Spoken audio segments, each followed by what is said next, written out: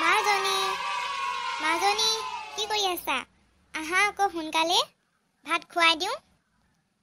ভাত উলিয়াই থৈছোঁ মই তোমালৈ, খাই ল'বা আহা সোনকালে, নহ'লে তোমাৰ স্কুললৈ দেৰি হ'ব নহয়।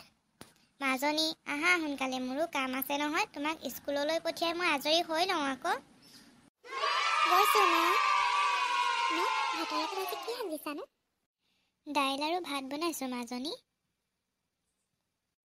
মা, সদায় সদায় দাইল ভাতবোৰ খাই খাই মোৰ আমনি লাগিছে, মোৰ একেবাৰে ভাল নালাগে।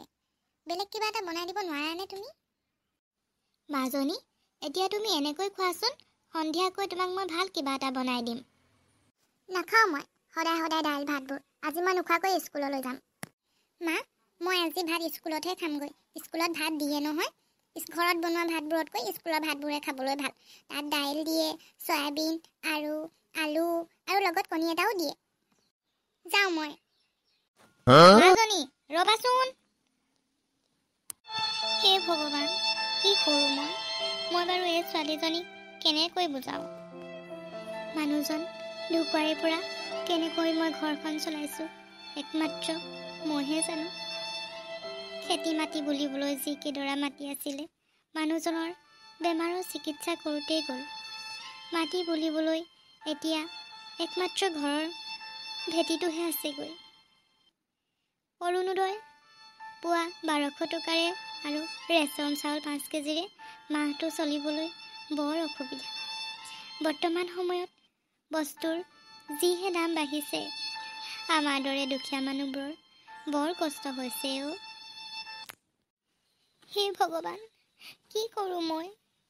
তুমি কিবা এটা ৰাস্তা দেখুওৱা মোক। মোৰ বাবে নহ'লেও মোৰ ছোৱালীজনীৰ বাবে মই কিবা এটা কৰিবই লাগিব। বৰ্তমান সময়ত বেলেগৰ ঘৰত কাম বন কৰিবলৈ যাবলৈও তেনেকৈ নায়েই। গাঁৱত আৰু খেতি দিনতহে কাম বন ওলায়। কিনো কৰোঁ আৰু মই একো ভাবিয়ে পোৱা নাই, চিন্তা কৰি কৰি একো পাৰেই নোপোৱা হ'লোঁ। মিনতী, মিনতী, ঘৰত আছানে? অ' নবৌ, আছোঁ, আহক ভিতৰলৈকে সোমাই আহক। নবৌ বহকচোন, বিচনাখনতেই বহক। হ'ব হ'ব মিনতী, একো নাই, বহিছোঁ দিয়া। মিনতী, কি কৰি আছিলানো? মাজনী স্কুললৈ গ'লনে? আৰু মিনতী, তোমাৰ গা বেয়া নি? তুমি কান্দিছিলা নি? কি হৈছে মিনতী, কোৱাচোন মোক, ইমান মন মাৰি আছা যে তুমি? কিনো ক'ম নবৌ, বৰ্তমান সময়ত আমাৰ দৰে দুখীয়া মানুহবোৰৰ ঘৰ চলাই খাবলৈ বৰ অসুবিধা হৈছে। নবৌ, আপুনিচোন জানেই, মানুহজন নোহোৱাৰে পৰা চলিবলৈ বৰ অসুবিধা হৈছে।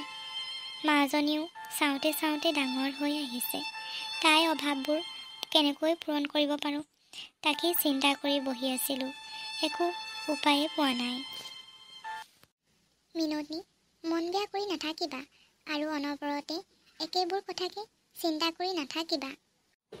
চিন্তা নকৰাকৈ থাকিব নোৱাৰোঁ অ' নবৌ, পৰিস্থিতিয়ে বৰ্তমান সময়ত বাধ্য কৰাইছে। মাজনীয়ে আজি স্কুললৈ ভাত নোখোৱাকৈয়ে গুচি গৈছে। কিয় তাই ভাত নোখোৱাকৈ স্কুল যাব লগা হ'ল? ঘৰৰ দাইল ভাতবোৰ খাই খাই তাই হেনো আমনি লাগিছে। তাহাঁতৰ স্কুলত ভাত দিয়ে নহয়, তাই বোলে আজি তাতেই খাবগৈ। ছোৱালীজনী ভাত নোখোৱাকৈ ওলাই যাব লগা হোৱাত মনটো বৰ বেয়া লাগিছে অ' নবৌ। আজি যদি তাইৰ দেউতাক জীয়াই যদি থাকিলেহেঁতেন, তেতিয়া এনেকুৱা এটা দিন দেখিব লগা নহ'লেহেঁতেন মোৰ।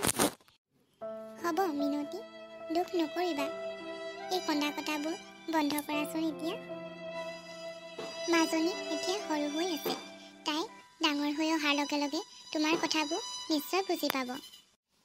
তুমি কষ্ট কৰি হ'লেও ছোৱালীজনীক তুমি পঢ়োৱা শুনোৱাৰ লগতে এগৰাকী সমাজৰ ভাল আদৰ্শৱান ব্যক্তিৰূপে গঢ়ি তুলিবলৈ চেষ্টা কৰা মিনতী। ধৈৰ্য ধৰা মিনতী, ভগৱান আছে নহয়, ভগৱানে নিশ্চয় চকু মেলি চাব।